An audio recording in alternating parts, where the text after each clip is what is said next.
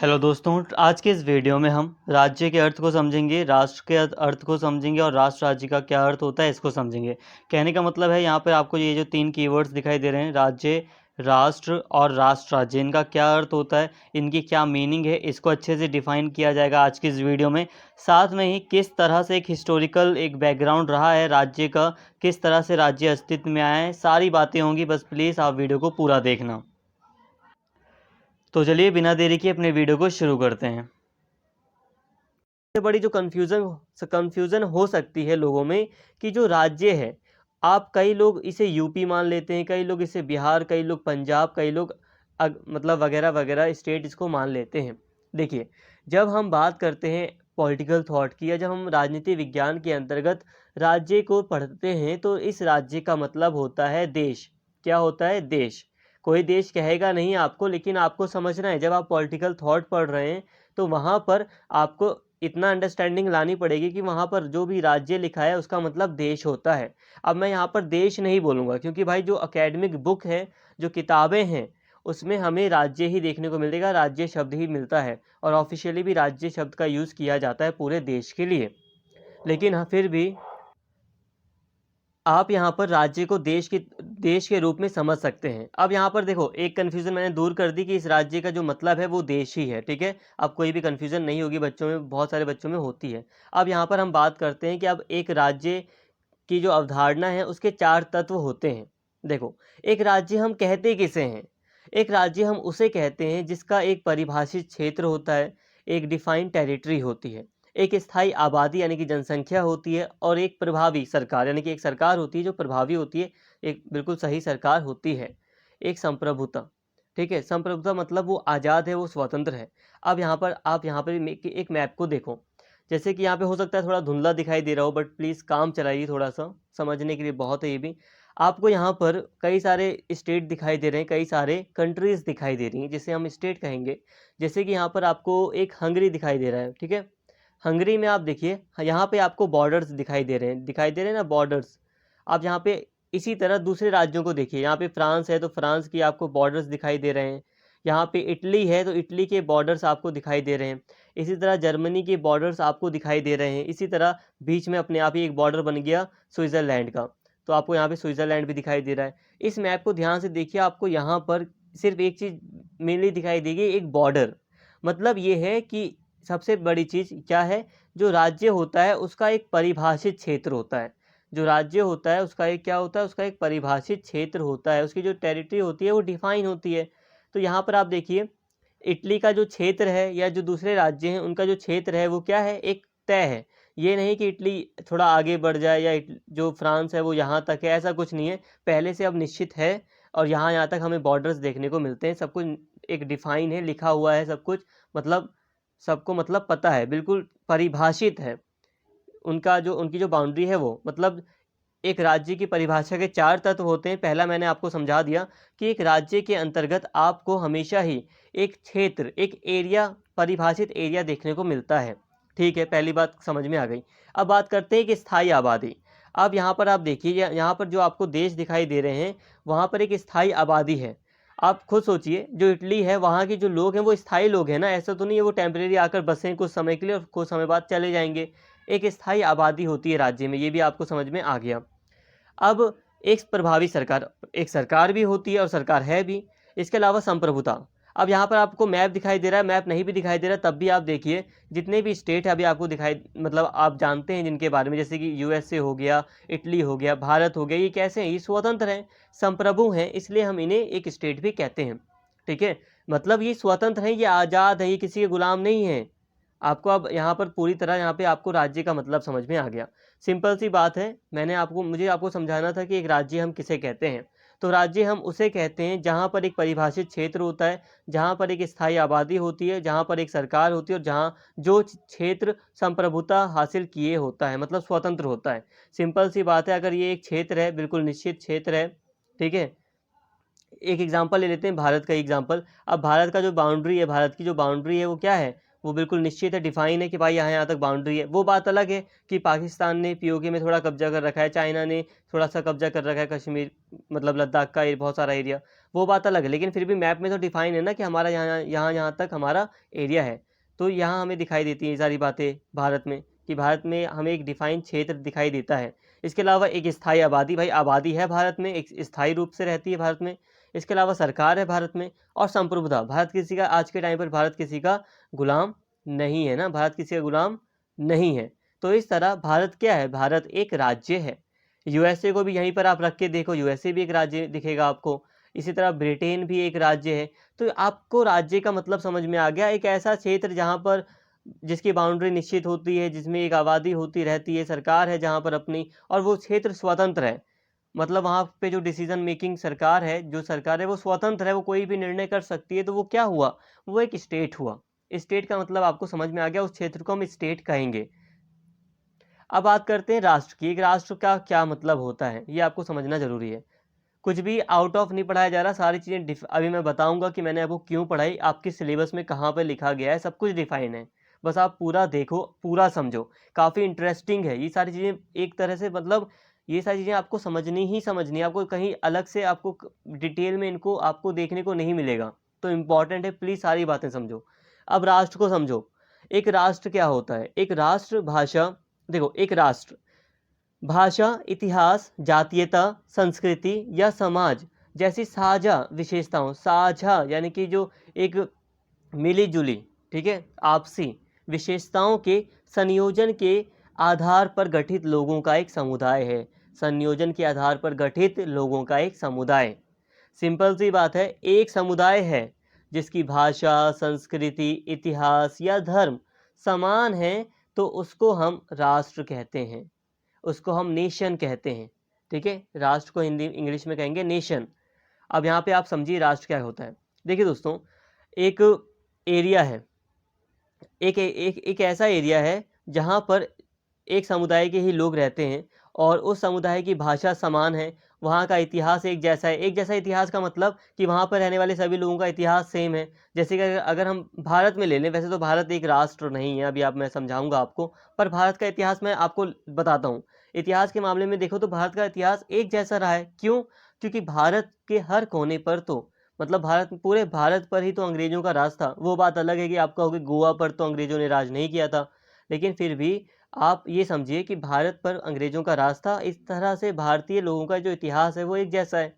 लेकिन अब मैंने बस समझाने के लिए यहाँ पे आपको ये उदाहरण दिया था, जो कि सही यहाँ पर अभी नहीं बैठेगा। अब यहाँ पे आप सिंपल सी बात समझिए, ऐसा कोई भी क्षेत्र है जहाँ पर एक समुदाय रहता है और उस समुदाय की भाषा एक जैसी है, या फिर इतिहास जो है वहाँ का बिल्कुल समान है, बिल्कुल मिलता है, भाषा एक जैसी है, इतिहास एक जैसा है, उनका नस्ल वगैरह जिससे वो मतलब जिस तरह के वो लोग हैं वो एक जैसे, जातीयता एक है, उनकी संस्कृति एक दूसरे से काफ़ी मिलती जुलती है, मतलब एक ही संस्कृति है, समाज एक जैसा है। और इसी तरह से अगर समुदाय के अंतर्गत ये सारी विशेषताएं मिलती हैं, तो उस समुदाय को हम क्या कहेंगे, एक राष्ट्र। क्या कहेंगे, वो समुदाय एक राष्ट्र है। बात को समझिए, अभी ये वाली चीज़ आपको आगे समझ में आएगी। अभी ये जब हम पढ़ेंगे ना राष्ट्र राज्य, तो ये समझ में आएगा। जब एक राष्ट्र, जब कोई नेशन है या राष्ट्र है, जब वो राष्ट्र राज्य बन जाता है तो उसे राष्ट्र राज्य कहते हैं। राज्य राष्ट्र मैंने आगे पीछे कर दिया, आप इसे राष्ट्र राज्य समझ सकते हैं। अब राष्ट्र राज्य एक शब्द है, कीवर्ड है, जो आपको कहीं ना कहीं आपको दिखेगा ही। राष्ट्र राज्य क्या होता है, जैसे कि अगर हम पाकिस्तान की बात करें तो पाकिस्तान राष्ट्र राज्य दोनों हैं। अब राष्ट्र राज्य किसके लिए यूज़ किया जाता है, तो राष्ट्र राज्य वहाँ के लिए यूज़ किया जाता है जहाँ जहाँ पर राष्ट्र अगर राज्य बन जाए तो हम उसको राष्ट्र राज्य कहते हैं। अब मैं इसे आपको एग्जाम्पल से समझाता हूँ। देखो 1947 से पहले भारत का उत्तर पश्चिमी सीमा भाग या सीमा प्रांत जो था वो एक राष्ट्र हुआ करता था। लेकिन 14 अगस्त 1947 को भारत का उत्तर पश्चिमी प्रांत एक राज्य यानी कि पाकिस्तान बन गया, जो कि एक राष्ट्र राज्य है।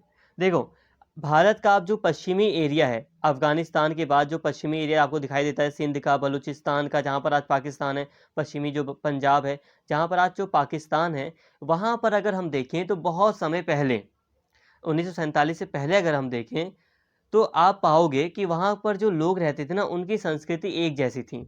अब केरल वगैरह से अगर हम कंपैरिजन करने लगे इस पश्चिमी प्रांत का, तो बहुत अलग है केरल वगैरह से, केरल से, कर्नाटका से, यूपी वगैरह से भी काफ़ी अलग सी संस्कृति थी यहाँ पे। अब यहाँ पे जो लोग थे वो एक राष्ट्र थे, यहाँ पर मेनली उर्दू भाषा का बोलबाला था, और यहाँ पे मुस्लिम हूँ, मतलब एक ही इस्लाम धर्म ज़्यादा था, ज़्यादातर लोग इस्लाम धर्म के थे। जो समुदाय था वो इस्लाम धर्म को ज़्यादा, जो पूरा समुदाय था मैक्सिमम नंबर ऑफ जो पीपल्स थे वो इस्लाम धर्म को फॉलो करने वाले थे। तो यहाँ पर भाषा उर्दू मतलब समान, धर्म में काफ़ी समानता, फिर संस्कृति भी यहाँ पर समान थी। ये मैं पाकिस्तान का मैप बना रहा हूँ, हालांकि गलत थोड़ा सा है, लेकिन यहाँ पर देखिए भाषा समान, धर्म समान, संस्कृति बोल चाल या भाषा वगैरह ही आ जाती है संस्कृति के अंदर, पहनावा वगैरह एक जैसा।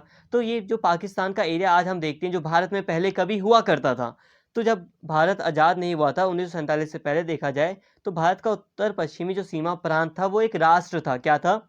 वो एक राष्ट्र था, ठीक है, नेशन था। लेकिन जब 1947 के बाद भारत के इस प्रांत को भारत से अलग करके एक अलग देश बना दिया गया, यानी कि एक राज्य बना दिया गया, तो अब ये क्या बन गया? राष्ट्र राज्य। सिंपल सी बात है, जब एक राष्ट्र राज्य बन जाता है तो उसको हम राष्ट्र राज्य कहते हैं।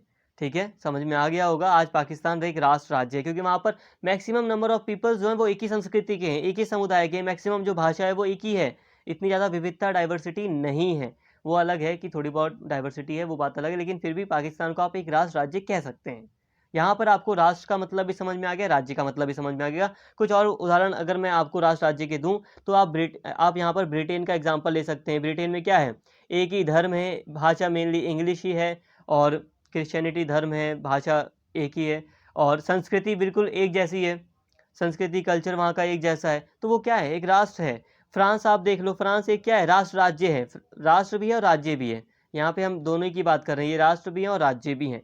बट अगर आप बहुत लोग सोच रहे हो कि भारत का क्या हाल है, तो भारत को आप देखिए ध्यान से। अगर हम भारत को देखें तो भारत में भारत एक राष्ट्र राज्य नहीं है। मैक्सिमम विद्वान का यही मानना है कि भारत एक राष्ट्र राज्य नहीं है। क्यों? देखो दोस्तों, सिंपल सी बात है। अगर हम भारत को देखें तो केरल का, आप दक्षिण भारत का एरिया देख लो, दक्षिण भारत के एरिया में जो संस्कृति है, जो भाषा है, वो अलग है। उत्तर भारत में ऐसा नहीं है। उत्तर भारत को देख लो, वो अलग है। आप पूर्वोत्तर भारत चले जाओ, वो अलग है। पहाड़ी इलाकों में आप चले जाइए, जम्मू कश्मीर में चले जाइए, हिमाचल प्रदेश, उत्तराखंड और सिक्किम देख लो, तो यहाँ पे संस्कृतियाँ अलग हैं, भाषाएं अलग हैं। भारत में 500 से भी ज़्यादा भाषाएं बोली जाती हैं। सिर्फ संविधान में देखा जाए तो 22 भाषाएं आई थिंक, या उससे भी ज़्यादा भाषाएं जिनको मान्यता दी गई है। तो संस्कृति में अंतर है, काफ़ी विविधता है। तो भारत में एक राष्ट्र नहीं है, राष्ट्र बहुत सारे हैं। भारत में अलग अलग समुदाय हैं जिनकी जो समानता है एक दूसरे से काफ़ी मिलती जुलती है, और आपस में जो अलग अलग समुदाय हैं एक दूसरे से काफ़ी भिन्न है। तो कहने का मतलब यही है कि भारत एक राष्ट्र राज्य नहीं है। आपने यहाँ पे ये समझा। हालांकि वो बात अलग है कि भारत का इतिहास सेम रहा है, कुछ बातें ऐसी भी हैं कि जो पूरे देश में सेम हैं। तो काफ़ी थोड़ा सा यहाँ पे डिबेट भी रहती है कि भारत एक राष्ट्र राज्य है या नहीं है। बट मैक्सिमम विद्वान यही मानते हैं कि भारत एक राष्ट्र राज्य नहीं है, क्योंकि यहाँ पर भारत में कई सारे राष्ट्र हैं, कई सारे मतलब ग्रुप्स हैं, कई सारे पीपल्स हैं, समुदाय हैं जिनकी अलग अलग संस्कृति रीति रिवाज रहा है। लेकिन यहाँ पर आप ज़मीनी स्तर पर समझिए कि बात क्या है। ये आपने बहुत डिटेल समझ लिया, ये आपने डिटेल वाली बात कर ली, बिल्कुल डिटेल। इससे ज़्यादा डिटेल आप क्या पढ़ोगे, इससे ज़्यादा डिटेल आप क्या समझोगे? आपने यहाँ पर काफ़ी डिटेल में समझ लिया एक राज्य क्या होता है, एक राष्ट्र का क्या मतलब है, और एक राष्ट्र राज्य क्या होता है। इससे ज़्यादा यूज़ ही नहीं होता किसी क्षेत्र के लिए, यही शब्द यूज़ होते हैं। हम मतलब जिस राज्य शब्द को हम आज लेकर चल रहे हैं, जिसकी बात हम कर रहे हैं, ये जो शब्द है राज्य या राष्ट्र, ये जो शब्द है, ये जो अवधारणा है, ये भारत की अपनी अवधारणा नहीं है, एशिया या भारत की अपनी अवधारणा नहीं है। ये जो अवधारणा है वो यूरोप से जन्मी है। ये इस अवधारणा का विकास यूरोप में हुआ है। तो अब हम थोड़ा सा बात करेंगे कि आखिर किस तरह से राज्य शब्द का ये जो आधुनिक मतलब है, आज के टाइम पर हम इसी मतलब को हम देख रहे हैं। यहाँ पर जो भी आपको बताया जा रहा है ना, ये सारी चीज़ें ये आधुनिक है, ये मॉडर्न टाइम पर, आज के टाइम पर ये सारी चीज़ें मानी जाती हैं। ये आधुनिक कॉन्टेक्स्ट में हमने पढ़ लिया, ठीक है। आधुनिक हमने देख लिया कि आज के टाइम पर राज्य का क्या अर्थ है, आज के टाइम पर राष्ट्र का मतलब क्या होता है, आज के टाइम पर राष्ट्र राज्य का मतलब क्या होता है, ये हमने देख लिया। लेकिन यहाँ पर अभी आपको समझना ये है कि आखिर ये जो राज्य शब्द का ये जो आज का मतलब है वो आया कहाँ से। तो सिंपल सी बात है, मैंने आपको बताया कि ये कहाँ से आया, यूरोप से आया। अब कैसे आया इसको समझते हैं। अब बात करते हैं राज्य की यूरोपीय अवधारणा। देखो, इसको हम समझ चुके हैं, राज्य की यूरोपीय अवधारणा जो अभी मैंने आपको समझाया राज्य के बारे में, वो सब कुछ यूरोप के ही कॉन्टेक्स्ट में था। यूरोप ने ही ये अवधारणा पूरे विश्व में फैलाई है। यहाँ पर अभी अभी हमने जो कुछ भी बातें की ये सब यूरोप ने ही पूरे विश्व में फैलाया है, और ये हम आधुनिक तौर पर आज हम इसको ही पढ़ रहे हैं। लेकिन ये भारत का कॉन्टेक्स्ट, भारत ये जो प्राचीन जो शासन रहा है, मध्यकालीन जो शासन रहा है, उसमें ये फिट नहीं बैठता, ये उसका अर्थ नहीं है। लेकिन फिर भी ये आधुनिक अवधारणा है, तो इसलिए हमने इसको पढ़ा, क्योंकि आधुनिक कॉन्टेक्स्ट में भी हमें पढ़ना था। अब ये जो आधुनिक कॉन्टेक्स्ट है, इसका जन्म यूरोप में हुआ। अब किस तरह से हुआ इसको समझ लेते हैं। इंटरेस्टिंग है काफ़ी चीज़ें, बोर मत होइए, कुछ एक्स्ट्रा नहीं है, टाइम वेस्ट नहीं कर रहा मैं। अब देखो, राज्य की यूरोपीय अवधारणा की अगर हम बात करें, अब शुरू से बात कर रहे हैं। देखो, अगर हम सबसे पहले की बात करें, राज्य के अस्तित्व से आने से पहले नोमैड्स जो पीपल्स थे वो खानाबदोश के रूप में रहा करते थे। देखिए दोस्तों, जब राज्य यानी कि जब कोई देश अस्तित्व में नहीं आया था, तो जो दुनिया थी वहाँ पर हमें खानाबदोश लोग दिखाई देते हैं, जो घुमक्कड़ थे, एक जगह से दूसरी जगह घूमते रहते थे, शिकार करते थे, लोग चलते जाते थे शिकार के लिए, वो आगे बढ़ते जाते थे, शिकार पर उनका जीवन यापन टिका हुआ था। तो लोग पहले नोमैड्स थे, खानाबदोश थे, और कुछ भेड़ बकरियां भी भी लेते थे, तो वो एक जगह से दूसरी जगह घूमते रहते थे। लेकिन अब धीरे इसके बाद जैसे लोग नोमैड्स थे, तो उसके कुछ समय बाद धीरे धीरे परिवर्तन आया, और अब बस्तियां बसनी शुरू हुई। यहाँ पे सेटलमेंट लिखा है, ये बस समझाने के लिए। आप फिर उसके बाद बस्तियां बसनी शुरू हुई, लोगों ने स्थायी रूप से पशुपालन किया, फिर कृषि का साथ में कृषि भी होने लगी, स्थायी खेती की जाने लगी, इससे बस्तियां बसने लगी। बात को समझिए, फिर बस्तियां बसने लगी, फिर गांव बन गए। अब गांव से धीरे धीरे फिर बड़े बड़े साम्राज्य सामने आ गए। हम बाद में देखते हैं ना, कई सारे रोम साम्राज्य, रोमन साम्राज्य हो गए, दूसरे साम्राज्य हो गए, हमें कई सारे साम्राज्य दिखाई देते हैं। और ये बात तो आपको भारत में भी देखने को मिलेगी कि जो पहले था, राज्य का अस्तित्व नहीं होगा जब, जाहिर सी बात है, लोग खानाबदोश के रूप में, शिकारियों के रूप में, या घुमक्कड़ों के रूप में इधर उधर भटकते रहते थे। फिर कृषि का विकास हुआ, पशुपालन हुआ, गांव बसे, फिर साम्राज्य सामने आए। ये कॉमन बातें हैं, लेकिन हम यूरोप के कॉन्टेक्स्ट में देख रहे हैं, तो ये सारी चीज़ें हैं। अब जब साम्राज्य सामने आए, तो हमें दो चीज़ें दिखाई दी, एक पूरी तरह राजतंत्र, पूर्ण राजतंत्र, एक संवैधानिक राजतंत्र। संवैधानिक राजतंत्र जैसे कि हमें इंग्लैंड में, नीदरलैंड में दिखाई दिया, जहाँ पर संविधान भी था और राजतंत्र भी था। जैसे कि आप देखते हैं ना, मोनार्की भी थी और संविधान भी था इंग्लैंड वगैरह में। और पूर्ण राजतंत्र मतलब जो राजा ने जो कह दिया वही सब कुछ था। तो हमें फिर यूरोप में ये दिखाई देता है कि शासन स्थापित हो जाते हैं, साम्राज्य आते हैं, फिर साम्राज्य में शासन स्थापित हो जाता है।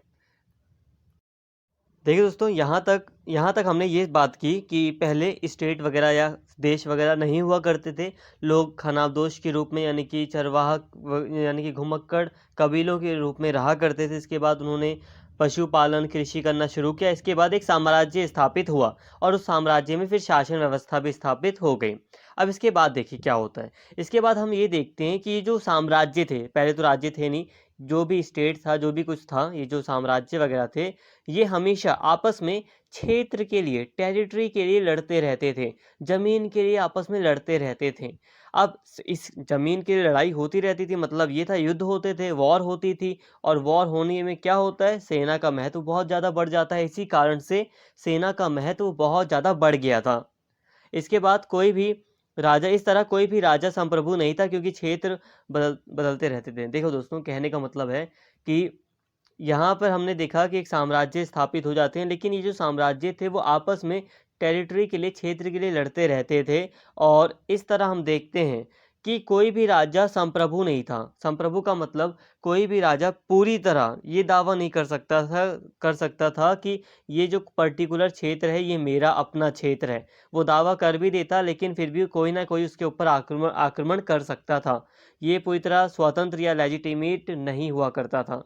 तो यहाँ पर बस ये है कि कोई भी राजा संप्रभु नहीं था, कोई भी राजा एक तरह से पूरी तरह स्वतंत्र नहीं था, उसके ऊपर भी आक्रमण हो सकते थे।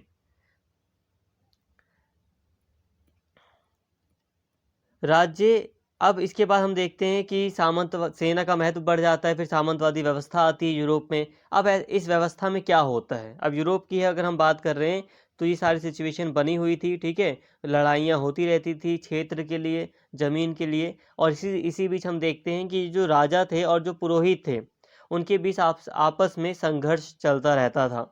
जैसे कि आप जानते हैं कि जो चर्च था, यूरोप में जो चर्च हुआ करता था वो काफ़ी शक्तिशाली था। यूरोप में जो चर्च था वो काफ़ी शक्तिशाली था उस समय, लगभग ये मेडाइवल पीरियड के आसपास की बात हो रही है। उस टाइम अगर हम यूरोप में देखें तो चर्च बहुत ज़्यादा शक्तिशाली था, और इस समय जो चर्च था वो राजा को भी कई बार नीचे नीचे करने की कोशिश करता था। जो चर्च था, जो पुरोहित थे, वो अपने आप को सर्वोच्च मानते थे और राजा अपने आप को सर्वोच्च मानता था। इस कारण से दोनों में संघर्ष होने लगता था। भाई देखो, राजा अपने आप को कहता था कि मैं सबसे बड़ा हूँ, पुरोहित अपने आप को दावा करता था कि मैं सबसे बड़ा हूँ। तो इस कारण से दोनों ही के बीच संघर्ष होना शुरू हो गया, और इसी के चलते ये सभी स्टेट में हुआ। फ्रांस में या दूसरे जो स्टेट थे, सभी स्टेट में हमने देखा कि जो राजा थे, जो पुरोहित थे, जो पुरोहित वर्ग था, उनके बीच संघर्ष चला। अलग अलग विचारधाराओं के लोग सामने आ गए। इस कारण से यूरोप में एक लंबे समय तक धार्मिक युद्ध हुआ। इसे 30 साल का युद्ध भी कहा जाता है। इसे फिर वेस्टफेलिया के बाद इसे मतलब ख़त्म किया गया। 30 ईयर्स ऑफ वॉर के नाम से भी इस युद्ध को जाना जाता है। आप बस इतना समझिए कि यूरोप में कॉन्फ्लिक्ट था राजा और पुरोहितों के बीच कि कौन सर्वोच्च है। लेकिन अब इसके बाद संघर्ष शुरू हो जाता है, फिर युद्ध होने लगता है। अब युद्ध होने के परिणाम स्वरूप युद्ध को शांत करने के लिए 1648 में वेस्टफेलिया की संधि होती है। वेस्टफेलिया की संधि के परिणाम स्वरूप ये जो युद्ध हो रहा था ना, धार्मिक युद्ध जो हो रहा था यूरोप में, वो खत्म हो जाता है। इसके बाद अब क्या होता है, अब यहाँ ध्यान से समझिए। वेस्टफेलिया की संधि से पहले क्या था, 1900 निकल रहा है मुझे, 1648 से पहले क्या सिचुएशन थी, ध्यान से समझिए। 1648 से पहले जो जो भी राज्य थे, जो साम्राज्य थे, उस समय जो साम्राज्य थे उनके बीच क्या होता था, साम्राज्यों के बीच वो हमेशा ही क्षेत्र के लिए, यानी कि ज़मीन के लिए, टेरिटरी के लिए आपस में लड़ते रहते थे।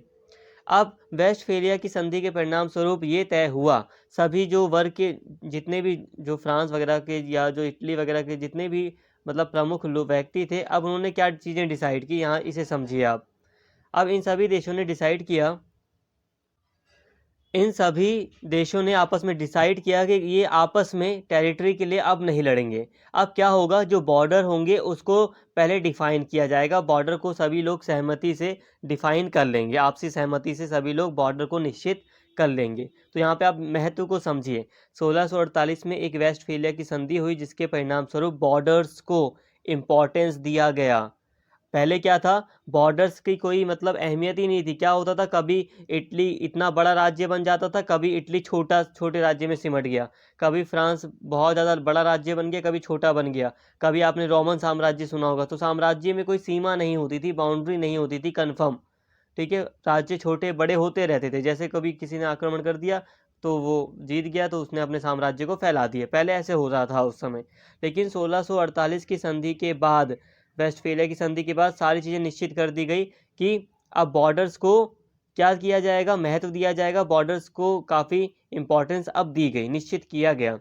इसके साथ ही लेजिटिमेसी, वैधता भी प्रदान की गई। लेजिटिमेसी का मतलब है वैधता, वैधता का मतलब है लेजिटिमेसी, छोड़ो, लेजिटिमेसी वैधता प्रदान किया गया। ठीक है, सिंपल सी बात है। अब जो बाउंड्रीज थी उसको वैधता मिल गई। वैधता का मतलब कि कोई भी तीसरा देश, कोई भी दूसरा देश किसी देश पर आक्रमण नहीं करेगा।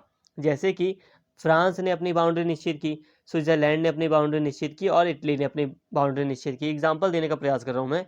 अब बाउंड्री कंफर्म करने से ये हो गया कि अब प्रत्येक देश को संप्रभु माना गया। पहले ना संप्रभु यानी कि स्वतंत्र, पूरी तरह प्रभुसत्ताधारी नहीं माना जाता था, लेकिन अब संप्रभु राज्य माना गया। मतलब इसका ये होता है कि कोई देश अब आक्रमण नहीं करेगा बिना किसी वजह के।